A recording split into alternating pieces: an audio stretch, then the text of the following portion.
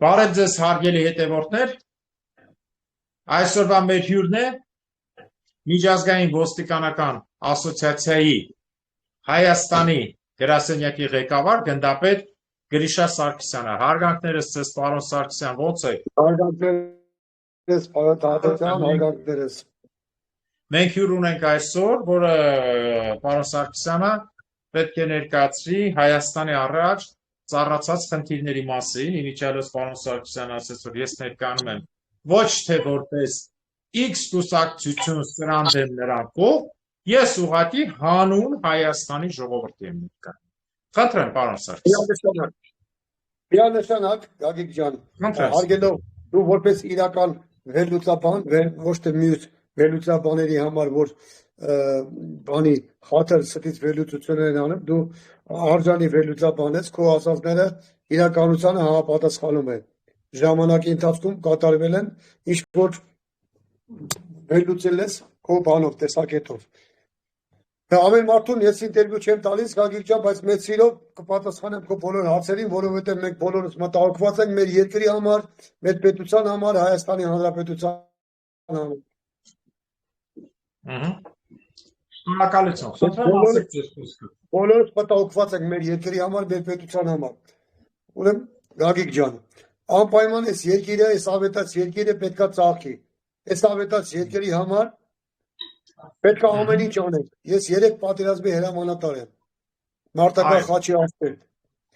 Ես արել եմ, տեսել եմ, բոլորին ճանաչում եմ բոլորը։ Անպագորգոր խոսում են, անպագորգոր ասում են ճառեր, եսի ինչ փրկենք, շարժումներ, եսի ճակատներ, եսի ինչեր, բայց ցավոք դրանք բոլորը շոուներ են, որոնք որ չեն կարող ոչ էլ որովհետեւ այդ շարժման ղեկավարները կամ այդ կուսակցության ղեկավարները, որոնք որ տարիներով շարունակ խոսում են, նրանք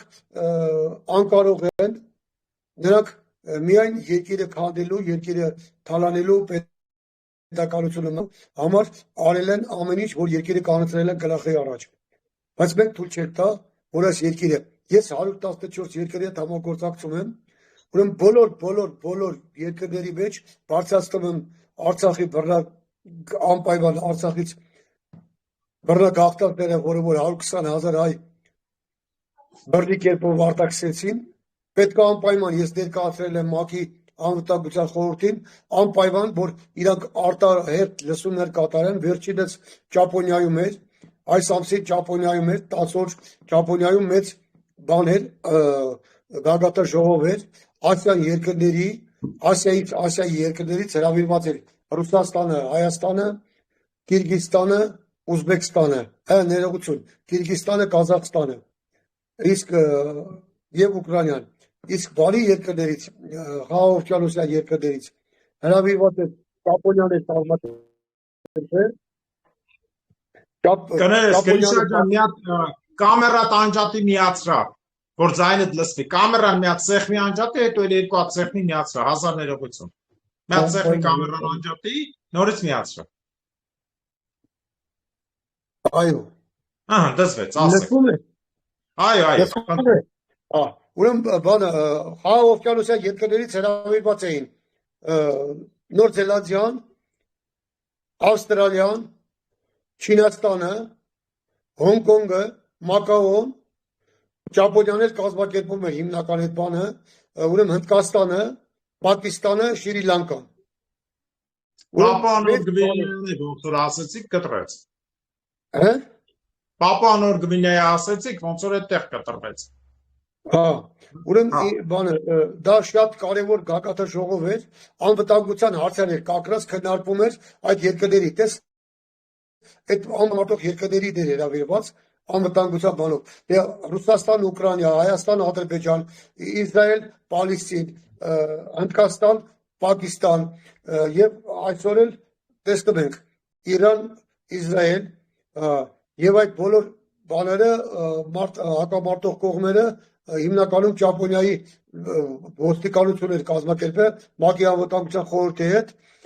եւ Հայաստանը իր ուրույն դեր ունեցավ եւ լավ մենք կարողացանք մեր ելույթը այնպես ձևավորել, որ բոլոր երկրներն համանություն տվեցին եւ մեծ տեղ են տալիս։ Ես ցավում եմ, որ Հայաստանի Հանրապետության անվտանգության մարմինները ազգային անվտանգությունը, ոստիկանությունը, որ նման միջոցառումների չեն հրավիրվում, չեն էլ մասնակցում, որովհետև նրանք չեն ցանկանում տեսնել այդ ամեն ինչը։ Իրանք չեն կարող, իսկ կարող մարդուները ցույց տալու բանը։ Ինչ ա լինում, ներողություն, մի հատ կկրկնեք, էլի ձայնը կորում։ Էլի ձայնը կորում է։ Հա, մի հատ նորից խոսեք։ Հա, ուրեմն իրանք չեն կարող, Գագիկ ջան, իսկ կարող մարդն տեղ չեն տալիս, իրանք ասած խունտայի պես եկել են այդ ես բերոք թիմը դրա համար այս երկիրը դարեդար այդ թիմ խաղալով կանցրել է կրախի առած ավետաց երկիրը։ Այդ թիմ խաղալ պետք է։ Ուրեմն մարդիկ, որը որ այսօր ամպագորգոր խոսում են փրկեն Հայաստան ճակատով եսի ինչով բան, թող դուրս գան այդ մարդիկ կրից դուրս եւ կարողանան եղանակ ստեղծել Արցախի կամ ցեղասպանության հարց բարձրացնել։ Չեն կարող։ Սրանք ինչ կարող են անել Հայաստանից դուրս։ Մրցիպես terror է սրանց։ Իսկ մենք կարող մարդիկ ովքեր որ կարող են երկիր ներկայացնել ես Պակիստանում իսլամաբադում հայկական դրոշ եմ բարձրացրել։ Իսկ նրանք Պակիստանում լսում են չոքերների դողումը։ Երկրի համար մտածող մարդ չկա։ Մտահոգ մարդ չկա, ոչ երկրի համար, ոչ պետության համար, ոչ էլ մեր Հայաստանի Հանրապետության համար։ Այս ավետաց երկիրը այսպես բաներով դուք հասկանում եք, ես չեմ հասկանում մի երկրի մեջ, որ ինչ-որ մի անհատ կարող է պետությունից հզոր բան լինել։ Ինչպես կարելի է, եւ երկիրը ով պետք է ղեկավարի, օլիգարխները երկիրը պետք է ղեկավարեն, չի կարելի Հայաստանի Հանրապետությունում, այս փոքր երկրում, աղքատ երկրում անհատը հարուստ լինի, մի 5-6-10 օլիգարխ հարուստ լինեն պետությունից, ամեն ինչ ունեն, զավոդ ունեն, հանքեր ունեն, ամեն ինչ ունեն, իսկ պետությունը սեփական կատու չունի։ Գագիկ ջան, ինչպես կարելի է նման բաների բան անել։ Ինչ ճանապարհ եք առաջարկում։ Ես համամիտ եմ ձեր ցանկացած մտքի հետ, ինչը վերաբերվում է միջազգային կարգին, ինչը վերաբերվում է միջազգային հարթակներում տարբեր ֆորմատներով Արցախի եւ Հայաստանի թեմաների բարձրացնելուն։ Բայց ինչ տարբերակ եք դուք առաջարկում ժողովրդի այս վիճակից ոչ թե փրկելու, այլ դուրս գալ, քանի որ մենք հանուն Հայաստանի, ոչ թե ինչ որ մեկի կոնկրետ դեմ, որ եթե ասենք ընդունենք, Քոչյանը չլինի կփրկվի, Նիկոլը չլինի կփրկվի, Սերժը չլինի կփրկվի, Լևոնը չլինի կփրկվի կամ մնացածը։ Իմ համար գոյություն չունեն ոչ մեկը, իմ համար հանուն Հայաստանն իրենք ուղղակի բարբերաբար իրար էստաֆետա տվել են։ Ձեր տեսլականը ո՞րն է ըստ ձեր անձնական կարծիքի։ Այսինքն տեսլականը ո՞րն է փրկության այդ ճանապարհի, որ հանուն Հայաստանի։ Ասեմ մի բան։ Ուրեմն դա միանշանակ պետք է լինի, ուրեմն Հայաստանում երբեք ընտրություն չի եղել եւ ժողովրդական ճանապարհով ընտրություններ չի եղել, ոչ էլ մի իշխանությունը բերել է մյուսին, իրավա հաջորդին եւ այդ պաստալով այս երկիրը բծխել են, այս երկիրը քանդել են եւ դարել են։ Ուրեմն հարգելի Գագիկ ջան, ուրեմն Հայաստանի Հանրապետության սահմանադրության 10-րդ հոդվածը ասում է, ուրեմն Հայաստանի Հանրապետության ընդերքը Հայաստանի Հանրապետության բնական հանածոները ջուրը, լույսը, գազը, օդանավակայանը, երկաթգիծը եւ փոստը հանդիսանում է Հայաստանի Հանրապետության սեփականություն։ Բայց խնդրեմ, բայց ուր է որ սեփականություն։ Դրանք բոլորը ծախված են անապտերին, խախտելով սահմանադրությունը, ոտնահարելով բոլոր տեսակի իրավունքները, պետության շահերը եւ այսօր դրանք գտնվում են անատից երկում, անատը դարել է միլիարդատեր, պետությունը սեփական կատու չունի։ Չի կարողանում իր թոշակորը Հասկանալի։ Իսկ այսօրվա այս բարդ իրավիճակում ճիշտ ասած ես դեմ եմ արտահայտվել, որ ժողովրդին վախեցնեն, որ վայ կռիվը սկսա մեզ են ուտելու եւ այլն, որտեղ կռիվ ըստ իս կռիվ Հայաստանի հետ ընդհանրապես չկա եւ Իրանի գործոնը ներկայացնել վախեցնելու համար։ Հիմա հայազգին ինչն է պակասում, հենց հիմա թողնենք մնացած հարցերը, հենց հիմա կռիվը, որովհետեւ այս պատերազմը միջազգային կարգի որակավորման պատերազմը, այստեղ Հայաստանի դերը շատ չնչին է։ Ինքը պետք է միայն պահի իր սահմանը ու չեզոքությունը։ Ըստ ձեզ Ես բազմաթիվ պատերազմ տեսած մարդ, ինչ եք առաջարկում։ Ես առաջարկում եմ, որ այսօր դիվանագիտական, բոլոր դիվանագիտական դիպլոմա ձևով Հայաստանը դրսևորի իրար այս մեծ աշխարհաքաղաքական հարավիրքի դեմը, որովհետև չի կարող Հայաստանը այսօր կողմնակից լինել մեկի կամ պաշտպանել մեկի կամ բան անել։ Հայաստանը պետքա իր շահերից բխող բան։ Ուրեմն հարգելի Արտակ, հարգելի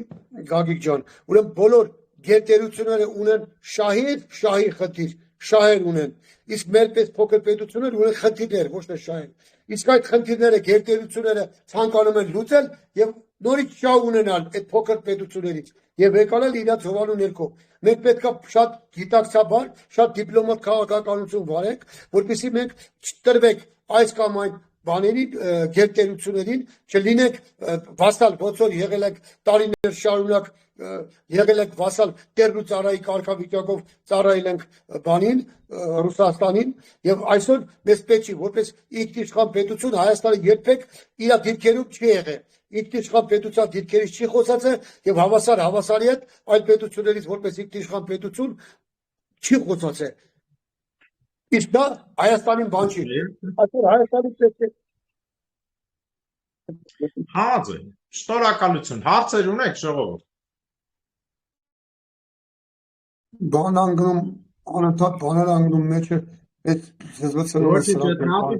Իմիջիալոց պարոն Սարգսյան իմ բոլոր եթերների մեջ սկսվա ինտերնետը կորել դետ անում են Հայաստանից հատուկ ձեր ձևով սկսվա ձենը գնալ սկսվա պամեխաներ ընկնել վատ ցույց տալ ունեց որ այդպես բան կա ցանկանում են էլի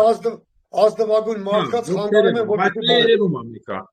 ես ոչ մի հաղորդում չեմ կտրում թողնում Խնդրեմ հարցեր պարոն Սարգսյանի Խնդրեմ լսում եմ ձեզ Հարց ունեք ժողովուրդ ջան տվեք Քաշվում եք Լավ պարոն Սարգսյան մինչև ժողովուրդը գլխի ինձ ես մի հատ ասեմ առաջի Արցախյանին մասնակցել եք Այո երկրորդ Արցախյանին մասնակցել եք Երկու պատերազմները տարբեր ուղղության են Երկու պատերազմները տարբեր որակավորման են Առաջինը ազգային ազատագրական է Երկրորդը ոնց որ դուք եք ասում հայ ազգու հոգուն խլելու եւ դավաճանության բայց դրանից նաեւ դասեր քաղելու էր Ըստ ձեզ առաջի Արցախյանից հետո ըստ ձեզ ձեր կարծիքն է Ինչը սխալ գնաց որ վերեց երկրորդ Արցախյանը Ուրեմն Արցախի առաջի Արցախյան պատերազմից հետո Լևոն Տեր-Պետրոսյանը ոչ թե պետքա կնքեր էլի լսելով ծառայի կարգավիճակով միշտորդ պետությանը պետքա կնքեր կապիտուլյացիոն պայմանագիր Ադրբեջանի հետ եւ անմիջապես Արցախը ճանաչել Ադրբեջանը որպես անկախ երկիր առաջինը դա միանշանակ սխալ թույլ տվեց Լևոն Տեր-Պետրոսյանը ուրեմն ասեմ հարգելի Գագիկ ջան ուրեմն երբ որ 18 թվի նորից սրիկաններ արա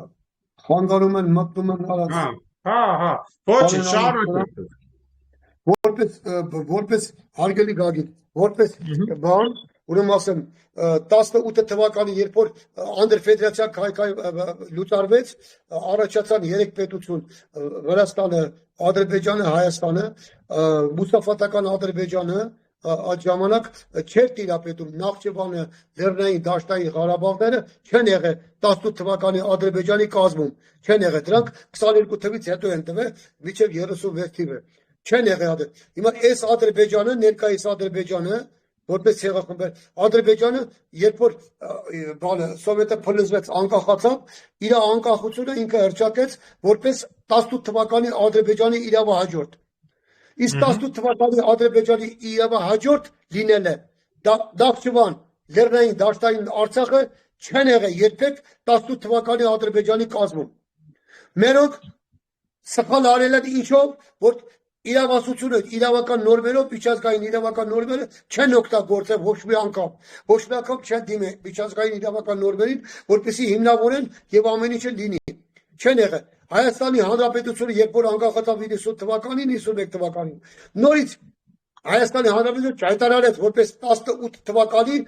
առաջի հանրապետության իրավահաջորդ։ Վրաստանը հայտարարեց իրավահաջորդ,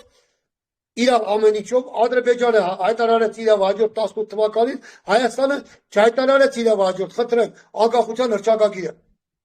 Հիմք դնելով շարունակելով պետության։ Այդ դրա համար սխալը հետևից Հայաստանը կրկնելով վերին հասրին Հայաստանը եւ Արցախը կորցրեցին եւ ամեն ինչ կանգնեցրեցին կրախի առաջ։ Բացի դրանից, այլ հարգելի Գագիկ, ազգերի լիգան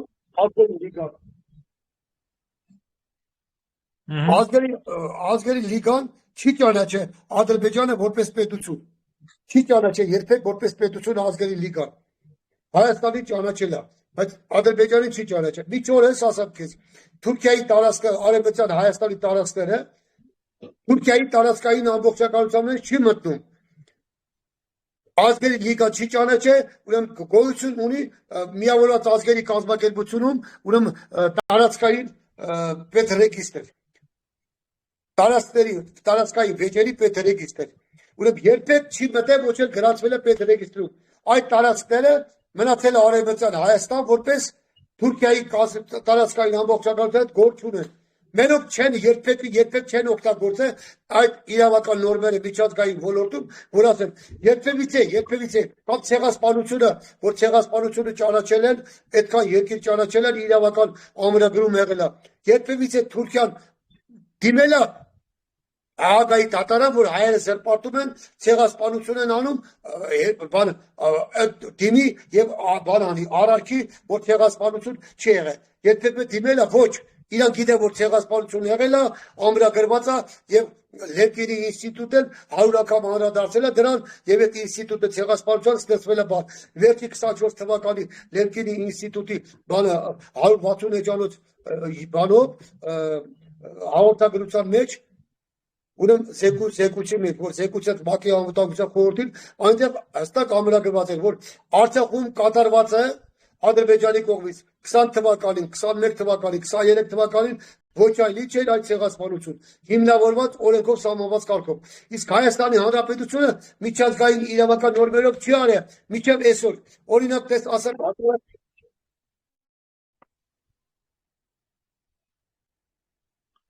Նորից ասեք։ Ուրեմն իմացեք, որ բանը երբեք արգելի Գագիկ, ուրեմն Բաքու Սումգայիթ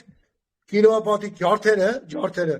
այդքան զոհեր, այդքան բանկախա մտածված հայերի սեփականությունը խլել, ամեն ինչը անել, չդիման Հագայի դատարան, միջազգային քրեական դատարան, որ այդ ցեղասպանություն ճանաչեին, փոխհատուցում պահանջեին եւ Ադրբեջանի լեզուն կդրեին, կարճացնեին։ Ոչ մի բան չեն եղել, նրանք չեն մտածել, սրանք ոչ մի իշխանություն Հայաստանի, անկախ Հայաստանի իշխանություններից ոչ մեկը չի ծառայել, ոչ Հայաստանին, ոչ երկրի, ոչ պետության, ոչ պետականությանը։ Նրանք եկել են խմբով, հալանեն, հարստահարեն, գնդակարեն եւ գնան վայելեն, բայց չի լինելու նման բան, չեն վայելելու։ Դարավոր դավաճանություն եղել է հայերի մեջ, դրա համար այսօր աշխարհում սփռված հայերը 30 միլիոնից ավել հայեր են, բայց այսօր չեն կարողանում միավորվել, գնում են ուրիշ երկրներին հարստացնում են գիտական կարողությունները, գնում են այդ երկրներում, դեպեկան ամենամեծ գյուտերը, աշխարհի ամենամեծ գիտական ոլորտներում, գիտական մտավոր կարողության մեծամասնությունը հայեր են ստեղծել։ Այո։ Բայց Հայաստանի Հանրապետությունում ոչ։ Դա ծրագրված բան է, հայերին հանում է երկրից։ Իշխանությունը պետք է եղել, որ 30 տարում գիտական մտավոր կարողություններ բերեն Հայաստան, նոր զենք ստեղծեն, նոր ամեն ինչ ռազմավարություն անեն, ռազմական արդյունաբերություն հարստացնեն, գոնե հզոր բանով զենք զինամթերքով մենք կարողանանք Թուրքիայի զսպաշապիկ դառնալ եւ Ադրբեջանի եւ մյուս բոլոր պետությունների։ Չեն արել, իրանք պետք է եղել։ Իրանք գնացել են բարախլո զենքեր առել են 60-70 թվականներին, բերել են իրենց կեցի աշխատելը, կեսի չի աշխատել։ Համաձայն եմ։ Շնորհակալություն, հարց ունեք ժողովուրդ։ Ես հարց ունեմ Գագիկ ջան։ Խնդրեմ, Հասմիկ ջան։ Բարի երեկո բոլորին, հարգանքներս պարոն Սարգսյան։ Ես հիմա չի որ ձեզ առաջի անգամ լսում եմ, միշտ հետևել եմ, լսել եմ, կուզենայի մի հարց տալ ձեզ, վերաբերվում է մի տարի ու կես երևի 2 տարի առաջ, հələ որ նոր Արցախը շրջափակված էր, դուք շատ ռետորական ժողովրդին հավաքված այգում կոչումներ էիք անում, որ թուրքը ով է, որ 25 օր է փակել Արցախը, որ մենք չենք կարողանում օգնություն տանենք, դրանից ելնելով, դուք որպես հասարակական գործիչ, դուք ասում եք, որ դուք քաղաքական գործիչ չեք, այո, հասարակական գործիչ եք, աշխատում եք 100 Այո, դուք աշխատում եք 114 երկրների հետ, այդ ժամանակ Արցախի այդ նեղ վիճակում շրջափակման մեջ, ինչ միջոցների եք դիմել, ինչով եք կարողացել օգնել Արցախի ժողովրդին կամ կարողացել եք թե ոչ, հարցը սրանում է, շնորհակալություն Ուրեմն բոլոր երկրների մեջ հարցերը բարձրացրել եմ, ուրեմն նա ես որպես հասարակական գործիչ, ոչ թե քաղաքական գործիչ, նրանք ինձ բան են արել, ասել են, ես նույնիսկ դիմել եմ, ես Էրդողանին ու բանի որպես պատերազմի հանցագործել Ալիևին, ես միջազգային դատարան, Հաագայի դատարան, բան եմ ուղարկել, հայց եմ ուղարկել, վիդեո նկարներով, բաներով Ինձ ասեցի դու իրավունք չունես դիմես, քո պետությունը պետքա դիմի։ Ես նամակով դիմել եմ մեր պետությանը, մեր կառավարությանը, որ դիմեն, չեն դիմել։ Առաջինը, երկրորդը, այդ ժամանակ ես հորդորել եմ, այո ճիշտ եք ասում։ Որ այսօր ընկել են բանը, ամենայն հայոց կաթողիկոս, Եսիմով սան իրար շահերի մար երկիրը կանցրել է բանի առաջ։ Նույն կաթողիկոսը չեն կարա այդ ժամանակ երբ որ բլոկադային մարդիկ էին մանում, դիմաներ, բոլոր հոգևոր առաջնորդներին աշխարհի Հիմա որ բոլոր հոգևոր առաջնորդների որպեսզի կարողանային բլոկադա բացեին բանանեին կամ հասարակ պրիմիտիվ բան մեր իշխանությունները այսօր գերիների մասին մեկը խոսում է գնում են խաղաղության պայմանագիր ստորագրել ինչ խաղաղության պայմանագիր երբ որ քո երկրի կեսը ամենակարևոր դիրքերը Զանգեզուրի զբաղված է իր դիրքերը գրավել են երկրորդն այդքան քո բաների դրե դատում են երեք նախագահային պատմության մեջ Ալիևը Կյակոբը դες բաները երեք նախագահային դրե դատում է քրեական գործերը արեցում եւ եսի մինչերը պահանջում ես արել եմ իմ ուժերով ես որպես հասարակական կազմակերպություն չեն բանարել ասում են դու քո պետությանը հորդորել են որ դիմեն անեն գերիների համար բնոց ազատ դա Առաջին հերթին երկրորդն հորդորել եմ նաև Արցախի ժողովրդին եւ Հայաստանի ժողովրդին Սյունիքից որ իրանք եկել էին էկոլոգիայի բանով 100 հոգի փողեր արած դիտիկ էին անում խաբաներն կանգնած իրաց էին պաշտպանում մեկ թու գնային խառը ձեռնարկրի բանին ստենց են հավաքվեին եւ Արցախի կողմից եւ Հայաստանի կողմից Անգեզուրի հավաքվեին 3-400 մարդ գնային այդ էկոլոգների հետ վիճեի ձեռնարկրի բանին իրաց ծեծեի խփեին հակաշփոքեին քիչ գնացին արեցին քիչ գնացին իրանք հելեին դա գնային իրանք էլ պահանջեին Չէին անում ոչ մեկի պետք չէ, ոչ մեկ չեն կազմակերպում, ոչ կարային, չէին անում, ես հորդորում էի, ես անում էի, ես հարց էի բարձրացնում,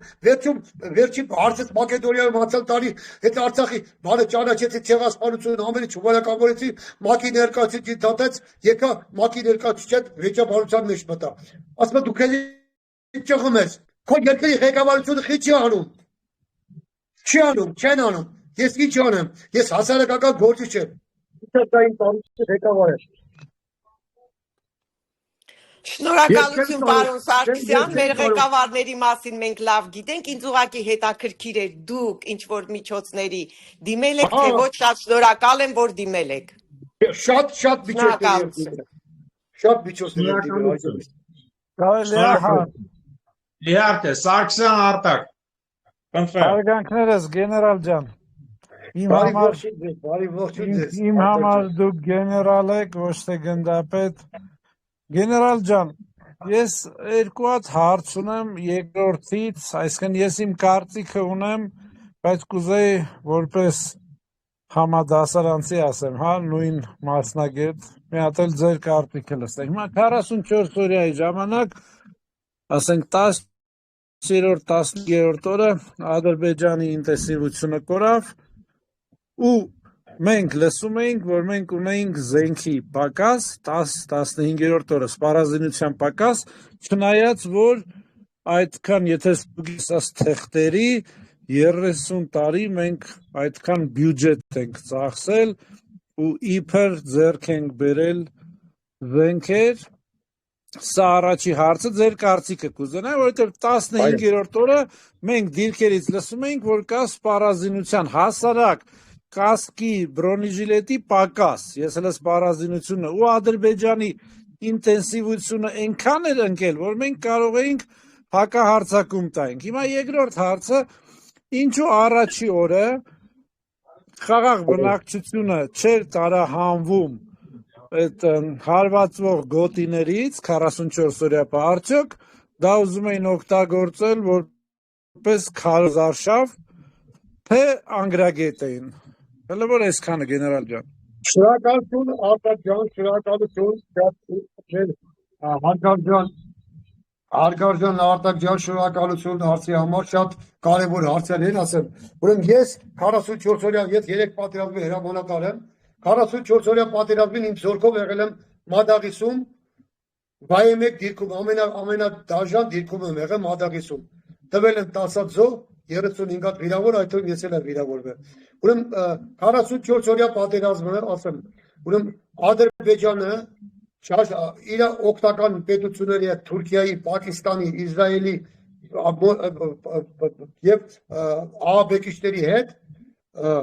ուրեմն ոչ մի տեղ չեն գրավել, ոչ մի տեղ չեն մտել։ Ի սկզբանե Ադրբեջանը ցանկանում էր գրավել Ջաբրայիլը եւ Ջաբրայիլից անմիջապես մտնել Զանգեզուրով Դավթիվան։ Իր նպատակը դա եղել։ Ուրեմն մեծ 100-ից ավել միավոր բրոնե տեխնիկան դեկար տանկերով բաներով Ջաբրայիլի կողմը կուտակված եւ կար առնվազն 10-ից 12 հազար զորք ադրբեջանցի։ 100 անգամ հորդորեցինք մեր զինվորական ղեկավարությանը, որ միանգամից հրանոթները, տնտանոթները աշխատացնել են դրա վրա։ Եթե նա միանգամից առաջ 3 օրվա ընթացքում, եթե կարողանային միանգամից գնդակարեք լեշերը փռեին 12,000 այդ բրոնե տեխնիկա ոչնչացրեք Ջաբրայիլում։ Միանգամից Ադրբեջանը պարտության բանանում ու կապիտուլյացիա պայմանագիրը մենք կնքեինք այդ իրանց հողում, Իսլամի հողում։ Ուրեմն ասեմ, բոլոր ռազմաճակատում պայմանավորված Արցախը տվեցին։ Թուրք չի մտել, ոչ Քերբաջարը մտել թուրք, ոչ Մարտակերտը մտել, թուրքը ոչ մտել է, եկել է Հադրութի տեսը կանգնել է, էլի տվել են Իրաք բարով։ Թուրքը չի մտել Ֆիզուլի, թուրքը չի մտել Ֆիզուլի, Ջաբրայիլ, Լաչի չի մտել, բացի Ջաբրայիլից թուրքը ոչ մի տեղ չի մտել։ Շուշի բան, սաղ կախամտածված, Շուշին ռուսական ուրալներով,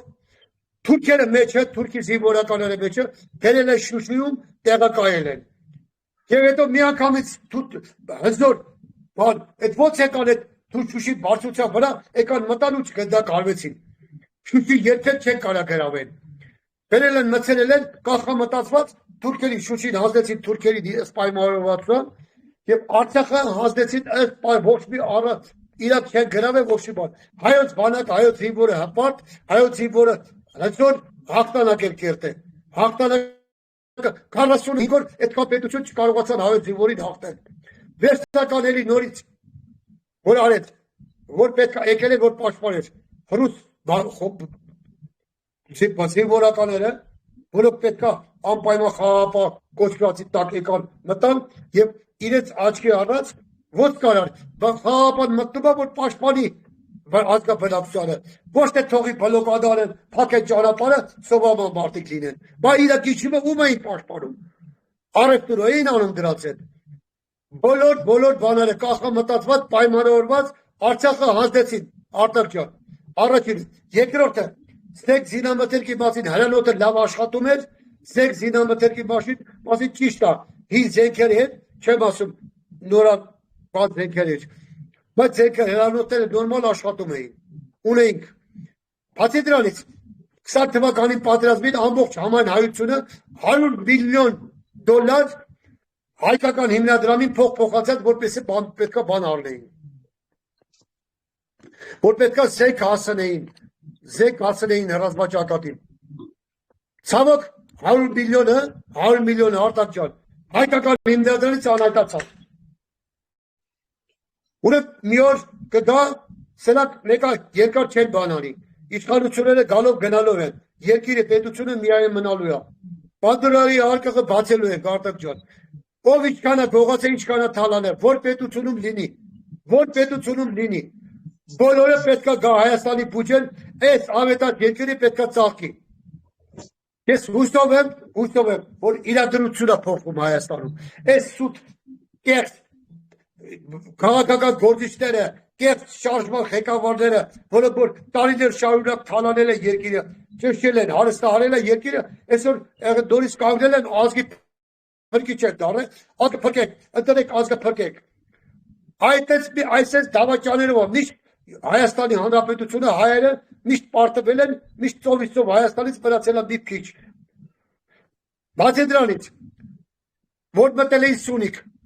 ես ասեցի, ես ընդեղ էի Զորքով, ասեցի թողեք լեշերը փռենք, որ իրանք հետ եթան։ Հարգել ես շտաբի պետ ասում եք, ոչ,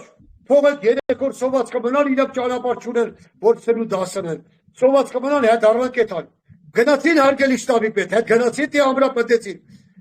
Դետոնով դիրքերը նախապաս արկել են։ Նույնը Սյուրլուխում։ Ասի խփեք ոչ, կախան մտածված։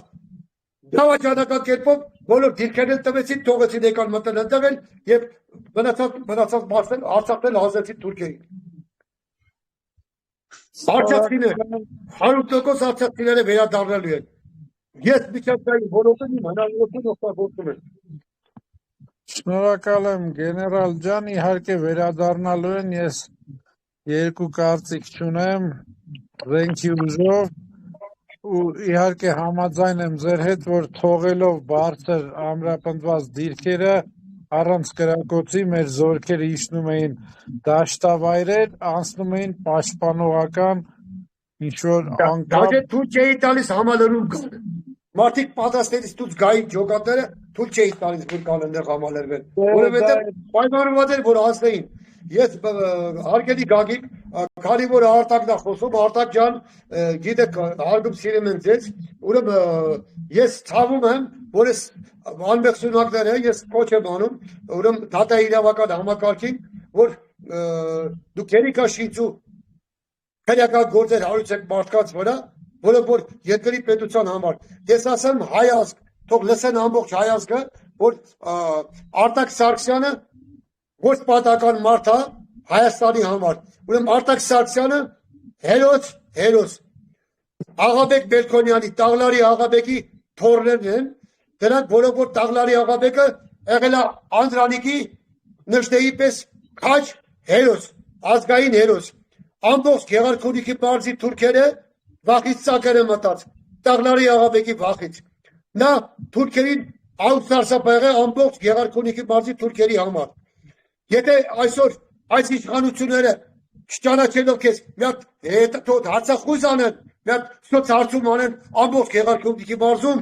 եւ ամբողջ Գեղարքունիքի մարզի մեծերը Տաղլարի Աղաբեկի մասին հերոսական բաներ կասեն եւ սրանք կամաչեն եւ հերոսացին հերոս մարդու զավակների ոնց կարելի է ճշտել եւ շիրջու գործեր սարքել։ Ես կոչ եմ անում, որ փակեք անմիջապես կարճեք գործերը։ Կարծեք մարդիկ եկել են ազգը փրկելու, որովհետև դրանց եկել են իրենց պապու գործը շարունակելու, հանուն պետության, հանուն պետականության։ Ոչ թե դերպես գա թալանի այդ բանանի։ Ես կոչ եմ անում ամբողջ հայ ազգ, ճանաչեք ովքեր են դրանք։ Տաղլարի Աղաբեկը, ուրեմն Սելինի պավառոտերով 100 անգամ հասել է դժնեին օգնության Լեռնա Հայաստանը փրկելու համար եւ անկախացնել Լեռնա Հայաստանը։ Տաղլարի Աղաբեկը եւ դրա տիկին Սուսանան։ Ուրեմն Գեղարքունիքում մեծ գոմեր կա։ Գեղարքունիքի Նորակերտի Սարի արաքում թուրքերի մեծ գոմերն են։ Այդ գոմերում 150 թուրք ժիվոյ լսնելա եւ գոմերում վառելա, այրելա։ Նրա տիկին Սուսանը նույնպես հզոր քաջ գիտակցելով ամուսնու հետ զենքը ուսին պայքարելա եւ կոտորածահարը այնտեղ Նորակերտի Սարում։ Այդ սարը կոչվում է Սուսանի սար հիմա։ Թող գնան մի սոց հարցում անեն Գեղարքունիքի մարզում եւ բացեն, եթե անգրագետը տուպու են նժդեի բաները, նժդեի գրքի մեջ, նժդեի բաներից, ասմուկներից, Անդրանիկը եկել է Վիկտորիային, Սուցանի աղջկան, Վիկտորիային ձեր տատուն, Վիկտորիային բերել է իշխանավակում, կգել է Անդրանիկը եւ քավորը կանգնել։ Տաղլարի աղաբեկի աղջկան, Վիկտորիայի քավորը Անդրանիկ տեղ է զորավար։ Ուրեմն զորավար Անդրանիկը նշտեն եւ Դաղլարի աղաբեկը հավասար պայքարել են, հավասար դրանք եղել են ազգի պարտակներ եւ հերոսներ։ Այդպես հզոր մարդու բաներին փորների ինչպես կարելի է ճշտել։ Դրանք եկել է որ շարունակեն հզոր ձևով իրաց բան, դրանք ոչ մի բանի կարիք չունեն։ Եթե դրանք կարողացել են Հայաստանից դուրս եղանակ ստեղծել, դուք Հայաստանից դուրս ելեք ձեզի տրորեն մրջունի պես։ Չեք միտեղ կանետ մի բարգոսան։ Գեներալ ջան, շնորհակալ եմ տատուս պապուս համար լավ խոսքերից, համաձայն եմ այդ խաղապահների համար, գիտեք որ Սուդանում երբ որ դրությունը դրվեց, Դարֆորը եկավ, դրեց իր խաղապահներին եւ մեր գործը այնտեղ արդեն վերջացավ ու այդ խաղապահների շնորհիվ արդեն ստեղծվեց երկրորդ Սուդանը, պետք է այդ նույն բանը ռուս խաղապահները անեին, բայց դուք ճիշտ եք ասում, այնտեղ միայն առևտուր էր ու դավադրություն։ Շնորհակալ եմ գեներալ ջան, լսեմ էլի հարցեր ունեմ, հետո շնորհակալ եմ Արտակ ջան, որ դու կարողացել ես գեներալ դառնալ ուրիշ երկրում, եղանակ ստեղծել այդ երկրում։ Ի բարօրություն այդ ժողովրդի երկրի եւ արել եք այդ երկրում ամեն ինչ տախագահ եք բանել։ Իսկ հարց, սրանք թող Հայաստանից դուրս գան, պաշտոնները թողեն։ Հենա ես գնացել եմ հարյուրական մեկ եկել եմ ստեղի իշխ փախած գեներալների բանն դեռ կատվի պես ծակել եմ մտած մեկի հովանու ներքո բան են անում։ Թող գնան, ես 110 երկրում ինձ ճեղում եմ, հարցեր եմ լուծում, Ղարաբաղի հարց եմ բարձրացնում, վտակելով իմ կյանքը Պակիստանում հայկական Իսլամաբադում Հայաստանի դրոշ են բարձրացնում։ Սրանք Պակիստանում լսում են չոքերները դողումը։ Հայաստանից դուրս սրանք ով են։ Սատկած կատուներ են։ Ես ազգը պետք է փրկվի այ հզոր տեղեկի նման քո նման հզոր տեղեկով, մեր նման հզոր տեղեկով պետք է ավետաց երկիրը փրկենք Արտակ ջան։ Ես ուրախ եմ, որ ձեր նկատմամբ ինչ-որ չինցու գործը դադարեցնեն եւ խելքի գան եւ որովհետեւ դու եկել ես ազգը փրկելու ծառայելու երկրին եւ քո պապու թողած գործ կիսատ գործը շարունակելու հասնելու ավարտին։ Ամեն, ամեն։ Շնորհակալություն Դավիթ ջան, որ հրավիրեցին Արտակին բանավեճին, ես ուրախ եմ եւ անձամբ ես այդ գյուղից եմ, Վարդենիկից եմ, Արտակի ուրեմն պապը, այո, պապը Արտակի այդ գյուղից է Դաղլարի աղաբեկը եւ այդ գյուղը ես փոքր երեխա եմ եղել, անընդհատ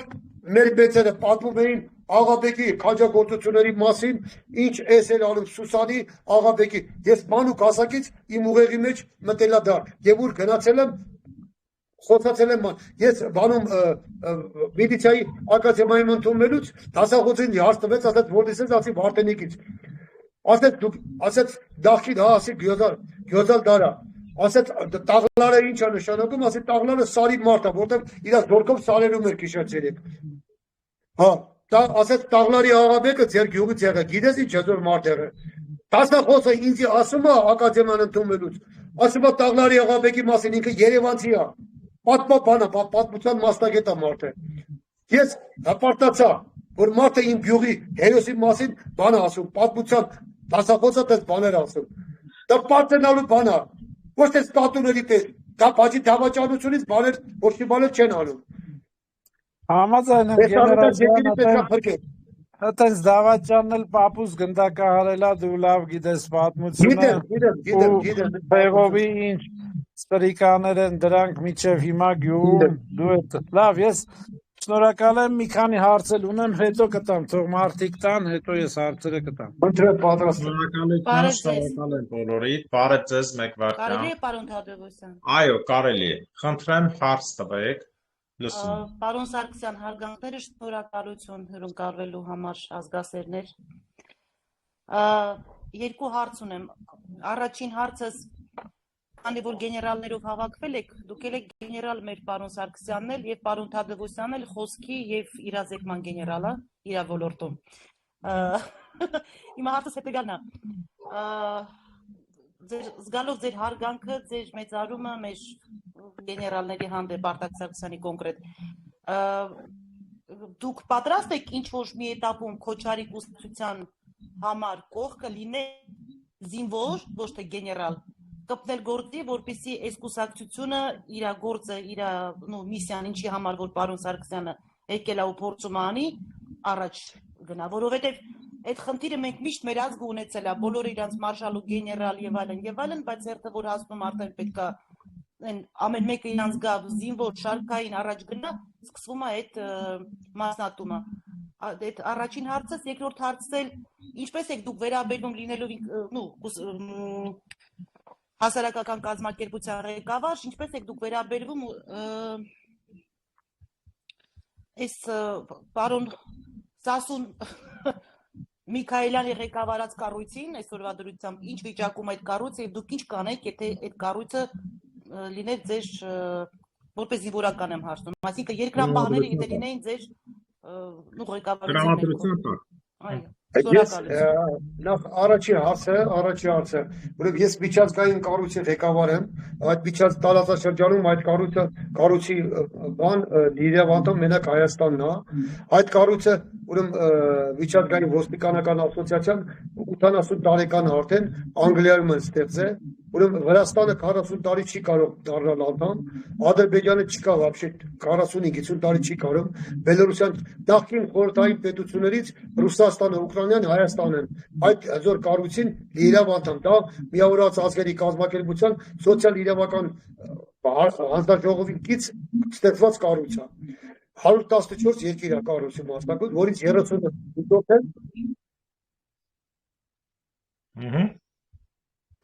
30-ը դիտորդ են, մյուսները լիիրավ անդամ են, Հայաստանը լիիրավ անդամ է։ Հարգելիս, ես կուսակցական չեմ եղել երբեք, ոչ մի կուսակցության անդամ չեմ եղել։ Ես պրոստո, ասեք, ժամանակին ասեք, որ ընտրություններ եղել է, հավատալով, որ ազնիվ մեկի բան,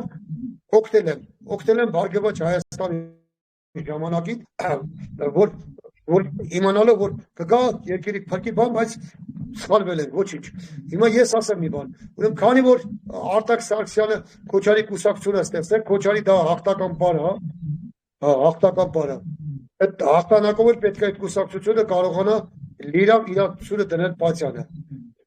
Ես իմ ամբողջ պոտենցիալով, ես կուսակցական չեմ դառնա, բայց իմ ամբողջ պոտենցիալով ես կանգնած եմ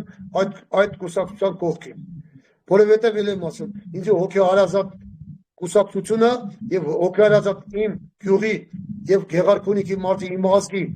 հերոսի թորներն են, թորնա եւ ես էլ կանգնած եմ, ամեն իմ գոլեգանը որպես գեներալ, որպես ոստիկանության գեներալ։ Ես իմ ամբողջ պոտենցիալով կաջակցեմ, կօգնեմ, բայց կուսակցական ես չեմ եղել երբեք, չեմ դառնա, որտեղ միջազգային կառույցի ղեկավար եմ, թույլ չի տալիս ինձ, որպեսզի կուսակցական խաղերի մեջ մտնեմ։ Ու ես կհաստատեմ դա, որ պարոն Սարգսյանը, իմ գեներալ Գրիշա Սարգսյանը, իմ կուսակցությանը շատ աջակցում, թե իր գաղափարներով, թե իր կողմնակիցներով, թե անտեսանելի դաշտում, սոցցանցերում, ինչպես է պայքարում մեր պատվի համար, դրանք չբարձրաձայնեմ,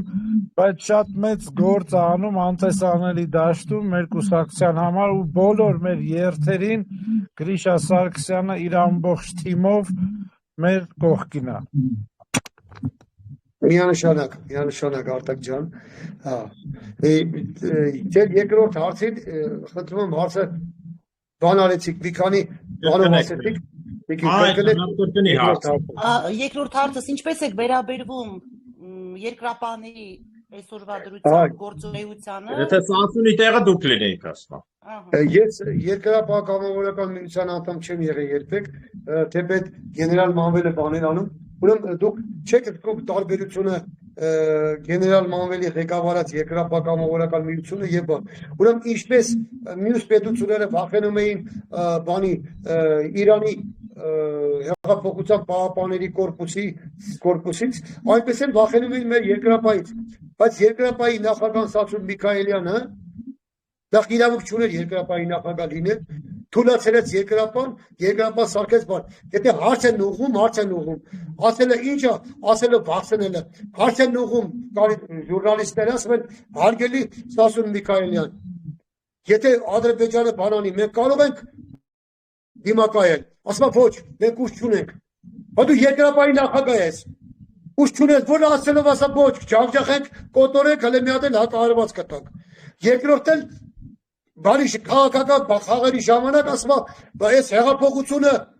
ավելի ուժեղ էր, քան թե Արցախյան պատերազմը։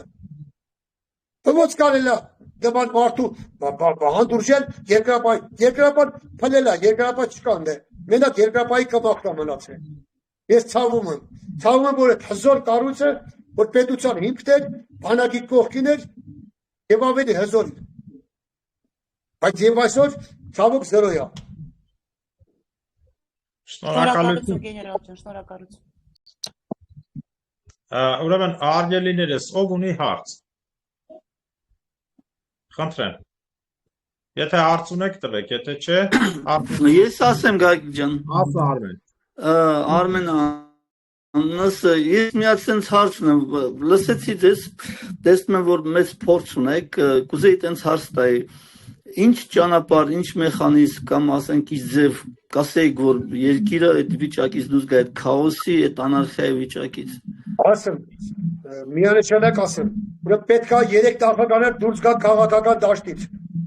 Միանշանակ։ Իրաց թիմով դուրս գան քաղաքական դաշտից, ինչքան թալանել են, լապել են, հարստացել են, բավականա, հետո պատասխան կտան դրա համար։ 3 նախագահները պետք է դուրս գան քաղաքական դաշտից, առաջինը։ Երբեք զբաղվել քաղաքականությամբ։ Կաթողիկոսը հոգևոր կենտրոնը սարքել է բիզնեսի առարկա։ Դուրս գա քաղաքականությունից, որովհետև եկեղեցին անկախ է պետությունից։ Միանշանակ եւ Հայաստանի Հանրապետությունը արդար ընտրությունների գնա եւ ազնիվ տղաներ կան, որ պետք է ընտրվեն ժողովրդի կողմից եւ այս ավետաց երկիրը տանը ծաղկման եզրի։ Միանշանակ դա պետք է լինի։ Քանի որ Նիկոլ Փաշինյանը դա հեչ բան է, ինքը ոչ։ Նիկոլ Փաշինյանը այդ 3 նախագահները կանխամտածված մնում են խաղի մեջ, որպեսզի երկարաձգեն, որպեսզի մսխեն իրաց թալանտները տարբեր երկրներ եւ ամեն ինչը մսխեն բանանեն, որ Նիկոլին ձեռա տալիս, Նիկոլ Փաշինյանը իրաց համար լավ ղեկավարը, իրաց ձեռա տալիս իրաց բաները։ Այնպես որ միանշանակ այդ տարբերակը պետք է աշխատի Հայաստանի Հանրապետությունում։ Շնորհակալություն։ Հարց ուրիշ։ Ուրիշ հարց ունեք պարոն Սարգսյանին։ Չկա, Արտակ Սարգսյան, խնդրեմ մի հատ էլ հարց տվեք։ Գեներալ ջան, մի հատ էլ sense հարց եմ ուզում տամ։ Այդ այն գնդապետը, այն որ ստեղծվել է hashtag-ը հաղթելու ենք։ Այն որ այս վերջում ասում էր որ պետք է Հիտլերին միանայինք, անունն էլ եմ մոռացել դրա։ Լույսի բանակը Չէ, գնդապետը բանակի Արծրուն Հովանեսյան։ Այդ որ hashtag է ստեղծել հաղթելու ենք եւ այլն։ Հիմա դուք ինչպես եք գնահատում այդ մոբի կազմակերպված, որ իր վրա էր, որ մոբը հասնում էր, ասենք 44 օրայի ժամանակ հասնում էր տեղ ու 10-15 օր, 20 օր չէր ինտեգրվում պատերազմի մեջ ու կեսը հետ էին գալիս, կեսը զենք չէր տեսնում, կեսը ոչ մի բան չկար ու ամենակարևորը որ չկարողացան կապը ապահովել այդ ժամանակ։ Ինչպես գնահատեք այդ Արծրունի։ Ուրեմն պարոն Սարգսյան, Արծրունը կամակատար էր,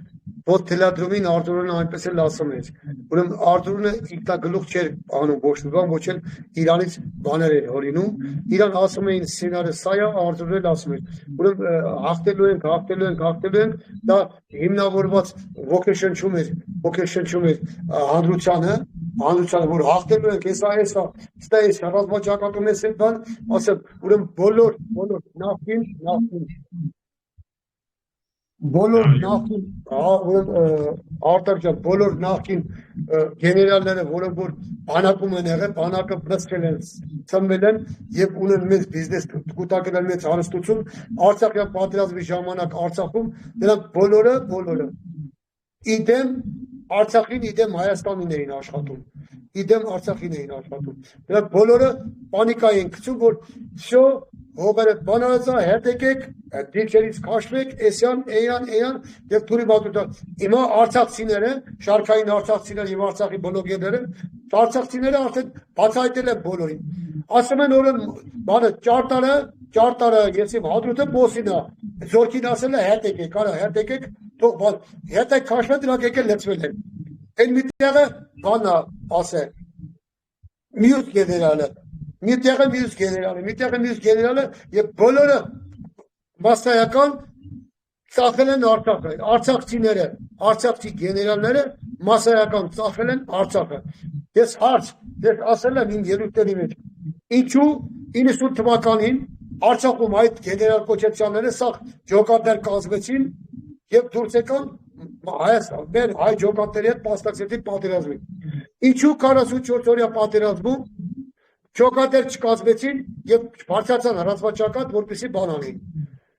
Որովհետև հարստացել էին, չէին բան անում, չէ որ մի բան չլներ։ Այստեղ հիշում են Նապոլեոնի խոսքերը, երբ որ Նապոլեոն Բոնապարտին հարց էր տալիս, ասում են, ինչի պարտվեցին, ամենահզոր կայսր։ Ասեմ, այն ժամանակ, երբ որ իմ գեներալները ու մարշալները սոված էին, նվիրված էին ինձի պետությանը և ֆրանսիական բանակին։ Երբ որ ես գրավելով եկա, ալան-թալան արեցին, հարստացա դարան միլիոնատերեր, այդ ժամանակ էլ ոչ ես էին պետք իրաց, ոչ բանակը, ոչ էլ Ֆրանսիան։ Այդ դրաման էլ պարտվեցինք։ Այդ ձևի էլ մեր բանը, մեր բանակը, մեր գեներալիտետը, այդ դրաման էլ պարտվեցինք։ Գեներալ ջան, մի էլ հարց։ Դուք լավ նշեցիք, որ իրանք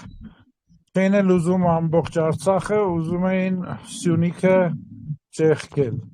Ինչի համար մեր ղեկավարությունը 44 օրյայից հետո Սյունիքի շրջանում հզոր պաշտպանական գիծ մեխանիզմ ստեղծեց։ Որովհետև չթույլատրեցին։ Ռուսաստանը չթույլատրեց նույնիսկ ասեց մեկ կանենք, ոչինչ, եսի կանենք, էս կանենք, որտեղ նպատակ ուներ կապտված Սյունիքի հետ։ Եվ ախորժակը մնաց կիսատ։ Այդ դրաման էլ բան, իսկ հիմա էլ հրամա, որ ասեք Սյունիքը դրանք մտեն Սյունիքը ուզենան ճեղքել, գա փրկի, բայց մեծ աղբերը գա փրկի, բայց ոչ մի բան դես ու նորից մնա վասալ Հայաստանը, նորից տերությունների կարգավիճակով շարունակեն իրենց բանը։ Դրա համար թույլ չտվեցին, ես ասում եմ, ես դաժե առաջարկեցի, դուք մի խառնվեք, բանակը մի խառնեք, թողեք պարտիզանական պատերազմում, ես կամավորական ջոկատներով լեշերը փռեմ Սյունիքում, և Շուռուխում, և Սև լճի տարածքում, և Իշխանասարում, և Ջերմուկի վերևում, չթույլատրեցին, ասել ոչ, կսովածանան հետ գետան, այդպես էլ պարտվեցին Արտակ ջան։ Բայց պարտությունը մի հատ բան ասեմ, կներեք էլի պարտություն բառը ցավացնում է բոլորին։ Պարտությունը միշտ նոր ձև է, նոր զարգացման։ Բոլոր ժամանակներում պարտությունը բոլոր տեսակի անհաջողությունները մարդու բերում է նոր արդյունքի։ Սա մեր համար պետք է լինի նոր արդյունք, որ մենք գնանք առաջ ուրիշ ձևով։ Այ խնդրեմ դուք ասեք, որպես զինվորականներ երկուստեղ։ Ասեմ, Գագիկ ջան, ուրեմն ստեղ բերեմ Վինստոն Չերչիլի խոսքերը, ուրեմն հաղթանակը վերջնական չի լինում, պարտությունը վախճան չի, երբեք ջանձվել։ Այո, շնորհակալություն։ Հարց ունեք ժողովուրդ։ Հետո մի հատ էլ բան ասեմ, Արտակ ջան, ուրեմն միշտ խաղաղության պայմանագիրը չեն կնքում։ Խաղաղության պայմանագիրը, ինչպես ասել է Կարթագենի հզոր զորավար Հանիբալ Բարկոն, ուրեմն խաղաղության պայմանագիրը կնքում է Թշնամու հողում, արյունոտ դիակների կողքին, որ շտամին միշտ սարսափի մեջ մնա ու հանկարծ փորձի գլուխ բարձրացնել որևիցե ժամանակ։ Այդ դա կլինի խաղաղության պայմանագիր։ Նորիվ համաձայն եմ, որ խաղաղությունը մենակ կապիտուլյացիա է կնքվում։ Միանշանակ ուժն է ծնում իրավունքը։ Ապրեք, շնորհակալություն։ Հարց ունեք Ժողովուրդ ջան, եւս երկու հարց ու ավարտենք մեկ կամ երկու հարց, խնդրեմ։ Կարելի է։ Իհարկե կարելի է, խնդրեմ։ Բարի երեկո բոլորին, բարի երեկո։ Բարի երեկո։ Հարցս երևի համ Գրիշա Սարգսյանին, համ երևի Արտակ Սարգսյանին ուղղել։ Այսօրվա դրությամբ ինչ որ եղել է, հանձնվեց Ղարաբաղը, ծախվեց, պետք է մեր կառավարությունը փոխվի, այդ ամեն ինչը հասկանալի է, բայց այսօրվա դրությամբ մեր դեմը կանգնած է մի հատ խնդրեմ, սկսվել է մեր հույսը մի քիչ Իրանի վրա էր, կարող է իրավիճակ փոխվի, Իրանն էլ չկարողանա մեզ, չգիտեմ, մի բանով օգնի։ Մենք ինքներս ինչի ենք պատրաստ, թե պետք է էլի թողենք Նիկոլը սիրուն իր միլիցեքով սաղին կզծնի, կներեք խոսքիս համար, ու սկսի այս հողերը տալ։ Որ մի բան մենք պետք է անենք, թե պետք է ձեներս կտրենք, հետո սկսենք հետևից խոսալ այսքան։ Ասեմ շատ բարդ հարց է, որտեղ աշխարհակաղակական իրավիճակը շատ բարդ է։ Հիմա մենք պետք է շատ խոյ քաղաքականություն վարենք։ Նախ այդ գլխից իշխանության սխալները եղել է դա, որ ռազմական փոխհամագործակցության պայմանագիր չենք ընկել Չինաստանի հետ, Պարսկաստանի հետ, Հնդկաստանի հետ, ռազմական փոխհամագործակցության պայմանագիր, որ այսօր ունեցել են Ռուսաստանի հետ, Ռուսաստանը ինչ արեց։ Հիմա պետք է այդ լիներ պայմանագիր, որ մենք մի քիչ ապով լինեինք, արխային լինեինք, որ պարտավորություն կա, որ կար օգներ զորք բերել, բեզի աջակցել։ Քանի որ չենք ընկել, հիմա պետք է սառը դատենք, դիպլոմատ քաղաքականություն վարենք։ Քանի որ նորից եմ կրկնում, մեծ տերությունները ունեն շահեր, մերպես փոքր տերությունները ունեն խնդիրներ։ Իսկ այդ խնդիրները լուծելու համար մեծ տերությունները, գերտերությունները իրենց շահերը գտնելու համար կարող է գցել ծուղակ այդ փոքր պետությանը իր խնդիրները լուծելու համար։ Դրա համար պետք է լուրջ դիպլոմատ քաղաքականություն վարել, որ չգնենք բոտի տակ։ Հիմա ուշով կանենք սպասենք։ Բացի Իրան բանը, հիմա կարող է Իրան-Ադրբեջան հակամարտություն լինի։ Որովհետև առաջի ռակետները գնացել են Ֆիզուլիից, Իսրայելի բազայից։ Հիմա կարող է Թուրքիան արդեն այսօր բանը Էրդողանը մի քիչ կատաղել է, քանի որ Իսրայելը չունի։ Կարող է Թուրքիան նույնիսկ խառնվի։ Սիրիայից սկսի հարվածել։ Տարբեր գլոբալ համաշխարհային պատերազմա գնում, ըլը մենք չենք զգում։ Դրա համար պետք է շատ խոհեմ, դիպլոմատ քաղաքականություն վարենք, սպասենք, թող մեծ տերությունները կռվեն, փոքրների բանը հաջողվի։ Հիմա ես ասեմ,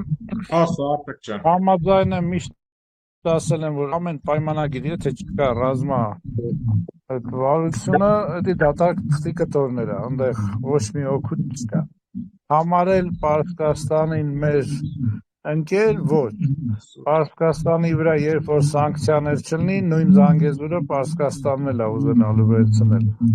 Պարսկաստանի վիճակը եթե շատ վատանա, կանցնի ավելի ագրեսիվ քաղաքականության եւ միգուցե որոշի նվաճել Հայաստանը, այո, այդպիսի փորձեր եղել են, թե Էթիոպիայում, թե Անգոլայում հարձակվել են, երբ որ վիճակը վատացել է, հարձակվել են կողքի պետության վրա, որպեսզի օգտագործեն այդ պետությունը իրենց ռազմական նպատակներով։ 4-5 օր հաստատ մենք չգիտենք ինչա կատարվելու, այսինքն դա ոչ Նետանյահուի խաղն է, դա ոչ Իրանի շահի խաղն է, այստեղ կան ոչ թե ես ասում եմ դավադրության տեսությունից, այլ կան այնպիսի որոշողներ, երևի նրանք, որ Շվեյցարիայում արդեն հավաքվել են հիմա, Ինդերբերգյան պալատի որոշում։ այո, հիմա Հենրի Քիսինջերը դեռ շուտվանից ասել է, որ պրոյեկտ Իսրայելը, չի ասել երկիր, ասել է պրոյեկտ Իսրայելը պետք է փակենք, տարեկան 169 միլիարդ փող է մեր վրա նստում։ Հիմա թե սկիզբն է, որ Իրանը ստեղծեն այդ Ադրբեջանում, Իսրայելը մի տեղից տեղափոխեն, պետք է Այտենց մի հատ մենք չենք կարող ասենք 5-6 օր հաստատ մենք ոչ մի բան չենք իմանա մեր ինչպես գեներալը ասեց խոհեմ լինենք շատ բաներ բաց ենք թողել շատ բաներ բաց ենք թողել ու մի երկրին հարևան տշնամի անվանել մշտական ոչ տշնամի է լինում ոչ դաշնակից է լինում ասում եմ Պարսկաստանի վիճակը եթե վատանա դուք մի կասկածեք որ միգուցե որպեսի պլացդարմ օգտագործվի Հայաստանը նա կփորձի նվաճել երբ որ սանկցիաները վրայից հանեն Զանգեզուրը ինքը կուզենա էլի մի կասկածեք դրանում այսինքն Վրաստանը մեզ դաշնակից է ոչ մի դեպքում Վրաստանը այն թշնամիներից մեկն է որ միշտ ձգտելու է Հայաստանում ապակայունացման, որպեսզի այդ բեռնափոխանակումները միշտ իր հողի մեջով գնան, ոչ թե Հայաստանով գնան։ Մենք շատ բարդ դրության մեջ ենք, բայց ոչ թե անելանելի։ Հիմա ինչ անենք, սպասենք թե այս վարչապետը ինչ պետք է անի, 5-6 օր հաստատ ոչ մի բան Չանել պետք է իհարկե բանակը համար 1 տրվեր, բոլոր կառույցները պետք է համար 1 արդեն տրվեր, ոչ թե այսօրվանից, այլ մի քանի օր առաջ հարձակումից պետք է համար 1 տրվեր, բայց ես տեսնում եմ, որ երկրում համար 1 չկա, պետք է ամբողջ երկիրը ասֆալտ ամեն ինչ թողնվեր եւ համար 1-ին պատրաստվեր, պետք է դպրոցներում, շենքերում բերեին ապաստարանները ցույց տան, ոնց որ մենք տեսել ենք կոմունիստների ժամանակ, ասենք մեզ ոչ մի ապաստարան չկա, շենքերի ապաստարանները կամ խանութներ են, կամ չուլաններ են, ամեն մեկի զիբիլը լցրած է, որ ուզեն ասել մտնես, չես կարողանալու մտնել ուրիշ ապաստարանները քանդած, մի խոսքով, այսի ամենակարևոր բաց թողումներն է, որ պետք է արվեր, պետք է այդ ապաստարաններում էնզեն լցվեր, ես հաստատ գիտեմ, որ այնտեղ էնզեն չկա էլ, բայց պետք է լցվեր էնզեն, ամեն արդ ոնց որ Շվեյցարիան պետք է իմանար ինքը որ ապաստարան պիտի գնա, ինչքան պիտի ուտի, ինչքան պիտի խմի, այդ բաց թողումները արված չի, պետք է մտածել դրա մասին ու պետք է այս կառավարությանը ստիպել, որ համար 1 տան ու ժողովրդին պատրաստել, տեսեք Հորդանանի վրա ընկել է ռակետ, ոչ ոք տեղից ապահոված չի, կարող է եւ մի հատ էլ Հայաստանի վրա ընկնի, 44 օրյա ժամանակ Պարսկաստանի վրա էլ էր ընկնում, հիմա համար 1 չկա, ապաստարանները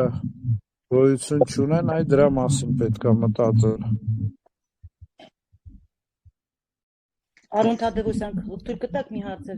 Շնորհակալություն, այո, հարցել տվեք ու երևի սահմանափակ ենք արդեն, որովհետև Կխնդրեմ, որպեսզի եւ պարոն Արտակ Սարգսյանը եւ Գրիշա Սարգսյանը պատասխանեն այս հարցից։ Պարոն Սարգսյան, Արտակի մասին է խոսքը, վարձկանների մասին մենք գիտենք ձեր տեսանկյունը, համաձայն ենք։ Այնուամենայնիվ, մեր կանոնավոր բանակի հետ կապված 3 գլխավոր ռեֆորմները, որ դուք կանեիք, երբ որ գայիք, առաջին 3 կարևոր ռեֆորմները, որ կմտցնեիք բանակում։ Բանակում։ Այո, մեր կանոնավոր բանակում։ Ամենաառաջի ռեֆորմը բանակում պետք է լիներ աշխատավարձի բարձրացում, որպեսզի զինվորականը ապահովված լիներ ամեն ինչով։ Առաջինը։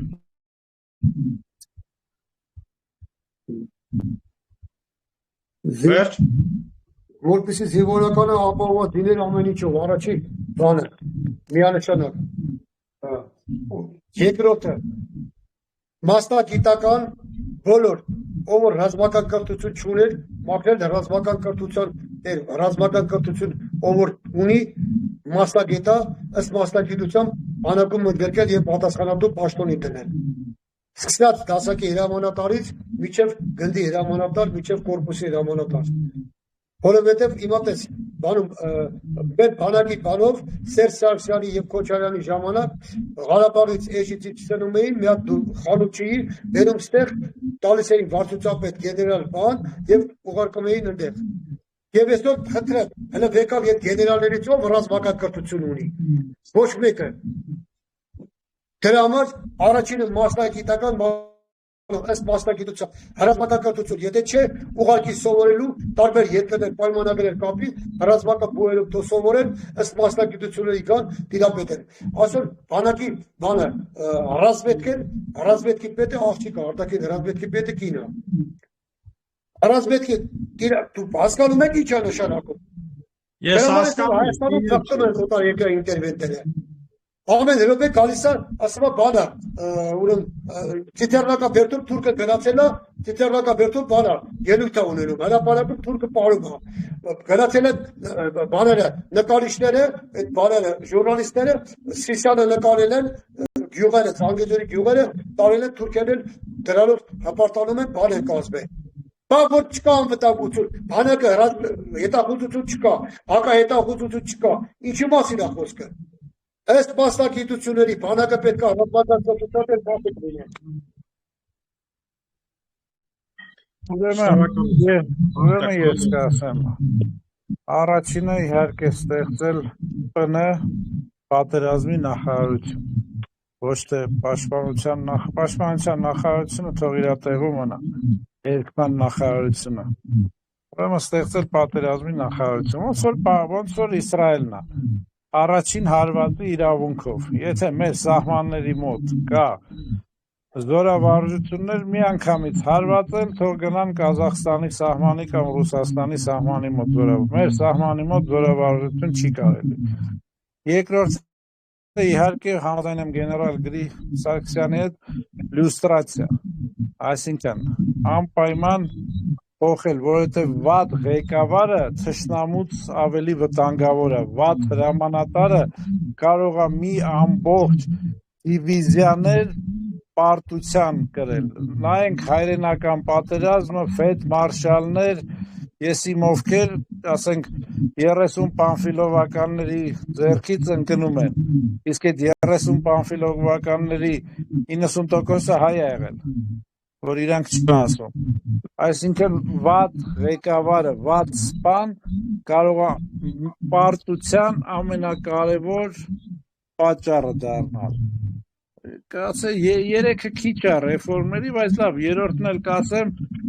ուրեմն անպայման համաներում մեր են 60,000-ից ավել երիտասարդներին, որ հետ գան, բանակը ստեղծել, ստարկել պրոֆեսիոնալ դպրոցներից, սկզբից ծրագրով, խաղի պես երեխաներին, ԱԹՍ-ների ծրագիր մտցնել, օգտագործել սխեմաները 44-օրյա պատերազմի կամ ուկրաինական պատերազմի սխեմաները ինձ երեխան նստած տունը, ասենք կնոպկի առաջ ԱԹՍ-ով ավելի մեծ օգուտ կտա, քան թե տանեմ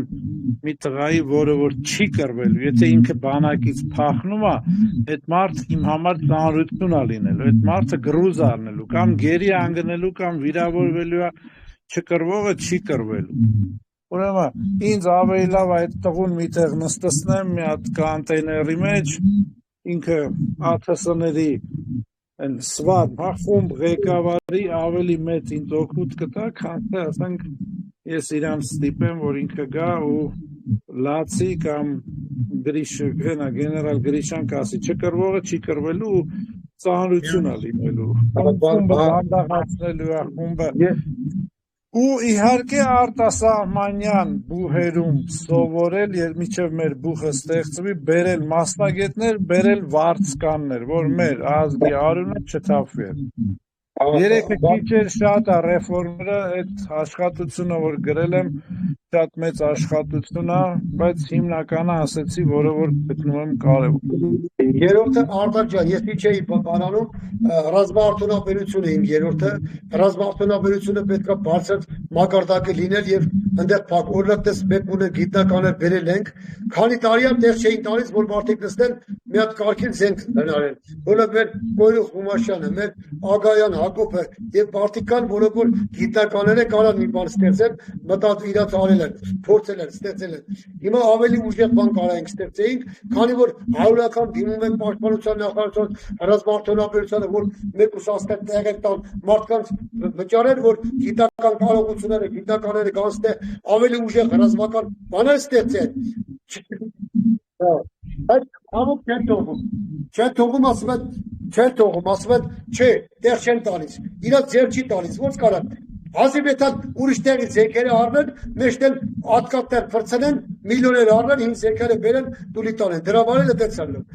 ռազմական արտոնաբերությունը ամենավերջին տեխնոլոգիայով գիտնականները բերեն պետքա միլիոներ տան այդ գիտնականներին դստցնեն մեկ ուսաստեղ դու զենք ստեղծեն Հայաստանի համար Ոչոր ալեկային ասպետերը, ոչոր մյուս ատոմային բոմբ ստեղծողները, ոչոր մյուս գիտնականները։ Շնորհակալություն բոլորին։ Եթե ցանկություն եք ասելու, շնորհակալություն պարոն Սարգսյան, շնորհակալություն Արտակ Սարգսյան, պարոն գեներալ, լեյտենանտ, գնդապետ եւ ձեր խորհրդանար ծառա, շնորհակալություն բոլոր հետևորդներին, որ այս հետաքրքիր հաղորդմանը եկել են։ Ես միայն կցանկանամ հաջել լավ խոսքով, ձեր ինչքան էլ դուք ռազմական ասվեք, ես էլ ունեմ իմ ալիքները, ոնց որ մարդամեկերը ասում են Կրեմլի Ջեյմս Բոնդ, իրականում այդ ձեր ասածները շատ լավ բաներ են, որին ես հավանում եմ ու ստուգում եմ Իսրայելով, Իսրայելյան բանակի այսօր 35% տղաները հատուկ կրբանը գնում են դառնում են ուղղափառ հրյաներ, որոնք ըստ օրենքի արգելված է նրանց բանակ տանել, որ փախնեն, այսինքն Արտակի ասածով ձեր ասածը ստիպողաբար բանակ գնացող մարդը դա համար մեկ բանն է, բեռնա ու վնասն է, նույնիսկ Իսրայելի նման պետության համար, թե ինչ է լինելու կսպասենք կտեսնենք, բայց միշտ պիտի զգոն լինենք, քանի որ ինչպես ներկայացրել եմ 5 Իսրայելի ծրագիրը, հիմա Շիրվանի Իսրայելի ծրագրի գործողությունն է մեկին մեկ գնում։ Շնորհակալություն ձեզ, բոլորիդ մաղթում եմ բարի գիշեր։ Հայ ասացեք ցանկելու ես ավետաց երկիրը Գագիկ ջան միանշանակ քանի հոգի ունենք պիտի պայքարենք դրա համար ստեսում ձեզ Աստված թող արժանի պատժի հայազգի ներքին ու արտաքին թշնամիներին հատկապես ներքին Աստված թող արժանի պատժի ամալեկների թշնամիներին որոնց գնացում միշտ խմում են ջհուդները մահ ցանկանալով հայերին ամալեկներին դրա համար Մեկ հզորեց ու լինելու եկես ավետաց երկիրը ծաղկելու է։ Ամեն։ Հաջորդ տարին Արցախում, Նախիջևանում, Գանձակում, Վագարանում, Անգորա եւ Պոլիս։ Ստեսում բոլորիդ։ Ամեն։ Շնորհակալություն, բարի գիշեր։